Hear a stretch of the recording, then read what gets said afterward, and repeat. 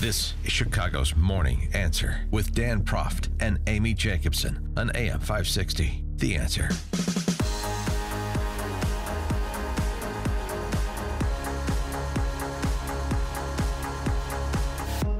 Good morning, Dan and Amy, and it's fascinating. The same guy who surrounded himself with the likes of Michael Cohen now surrounds himself with the likes of Mike Pompeo and James Mattis and others. I don't know. Maybe it's a better class of swamp in D.C. than in the New York real estate swamp. And then I have hope because I really like Mike Pompeo and I trust him. But then he hires Bill Shine. So, there's good days and there's bad days. It's like a roller coaster ride. Mike Pompeo was before the Senate Foreign Relations Committee yesterday talking about North Korea, talking about the Trump-Putin meeting, talking about a lot of things. One of the more interesting exchanges was with Bob Corker, the chairman, who, hey, Mike, we really like you. It's not you, it's the other guy. Much of what you're hearing today has nothing whatsoever to do with you, and I would agree with you that the policies that we're putting in place in many cases are stronger than have ever been put in place. I agree with you. It's the president that causes people to have concerns. Well, Bob Corker wasn't having any of it except for agreement about the policies are stronger in certain areas than they've ever been. When we, in fact, have tremendous faith in you. I think you're a patriot. Tremendous faith in Mattis. But it's the president's actions that create tremendous distrust in our nation, among our allies. It's palpable. We meet and talk with them. Is there a strategy to this, or is it what is it that causes the president to purposely create distrust in these institutions and what we're doing? Senator, I disagree with most of what you just said there. You somehow disconnect the administration's activities from the president's actions. They're the one and the same. Every sanction that was put in place was signed off by the President of the United States. Every spy that was removed was directed by the President. Go to the points I just made. Go to the points I just made. Talk to them. Talk to them. I know what we're doing. Talk to the points I just made. Here's what the world needs to know. Okay. With respect to Russia, this administration has been tougher than previous administrations, and I fully expect it will. The President's own words were, he's happy to figure out if we can make improvements with respect to the relationship between he and Vladimir Putin and change the course. But if not, he'll be their, I'll get the words wrong, he'll be their toughest enemy, most difficult enemy. I think I can prove that that's the case today. I think I have. Yeah. And so somehow there's this idea that this administration is free-floating. This is President Trump's administration, make no mistake, who's fully in charge of this and who is directing each of these activities that has caused Vladimir Putin to be in a very difficult place today. And he also got Corker to concede something about some of those statements that caused such consternation among people like, Bob Corker. I talk to the same allies you do. I speak to their foreign ministers directly. It is the case that they are behaving differently today. There's no doubt about that. They are now scrambling to figure out how to make sure that they are fully part of NATO. Some of that is a result of the statements that you referred to, Senator. Yeah. Some of that is identifying Nord Stream 2 as a problem. I actually agree with that. I agree with that. Right. These are the. Well, there you go. I'll let the record reflect. I'll say some of these statements actually achieve important policy outcomes for the United States of America. Some of them do. Some of them do. Trump is asymmetrical, even if it's not always intentional, perhaps. But all they wanted to know was what was said in the meeting, in the private meeting. Did you talk to the translator? Did you? And he said, people always have one-on-one meetings. And I know he confronted Corker and Menendez saying, you've had one-on-one meetings before, haven't you? He was, he was defending himself from the right and on the left. Yeah, but what he did a nice job of is focusing back on what the policy of the administration is, rather than the politics that, of course, senators want to play when they're before the cameras in a high-profile hearing.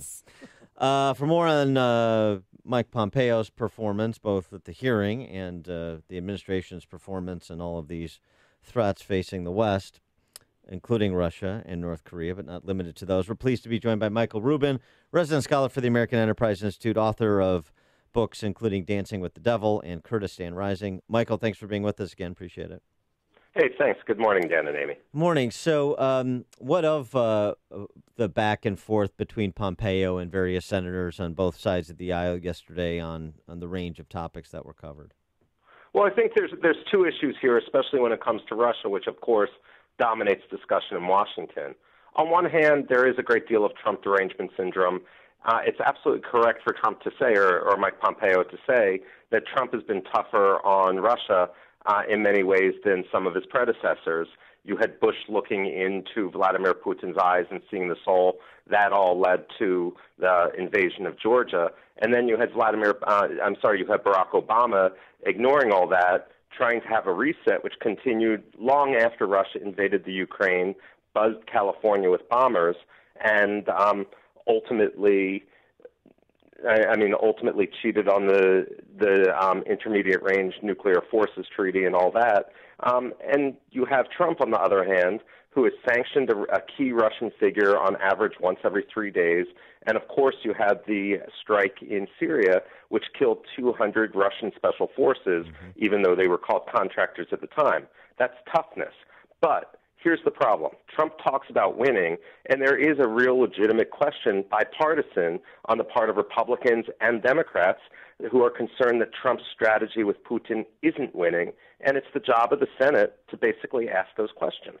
He did state clearly, Mike Pompeo, that Trump understands Russia did meddle in our elections. Was that a satisfying answer to the question?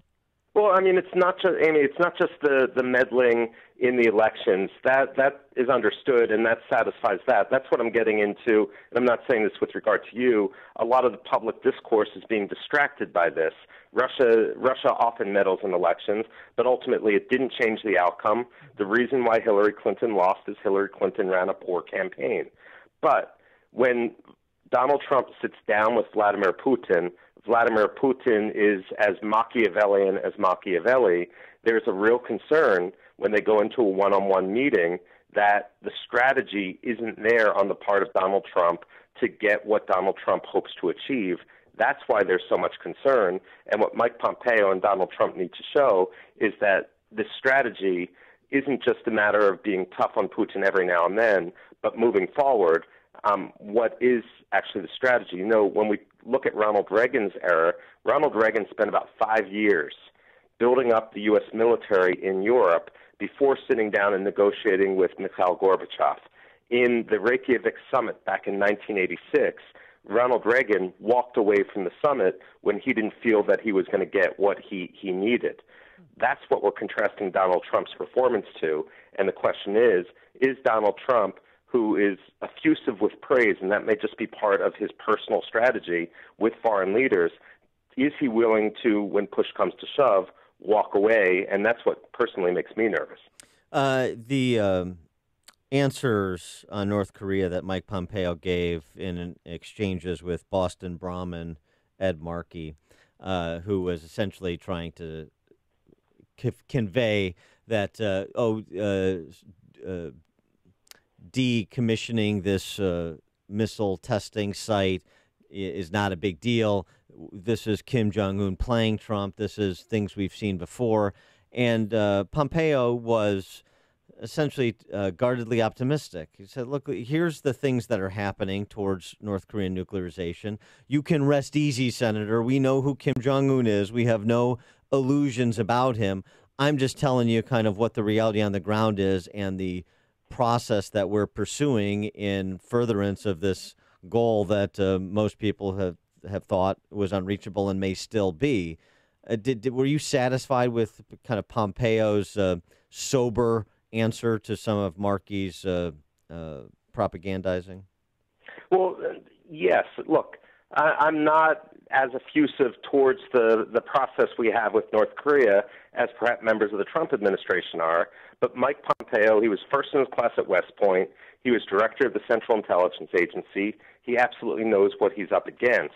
What I worry about isn't Mike Pompeo's competence, and Mike Pompeo is absolutely correct in his answers, but there's a tendency across administrations, and perhaps it's psychological to some extent among leadership and politicians, that when their legacy is at stake, they want to always see the glass as half full. And sometimes it's important to understand it's half empty and it's draining further.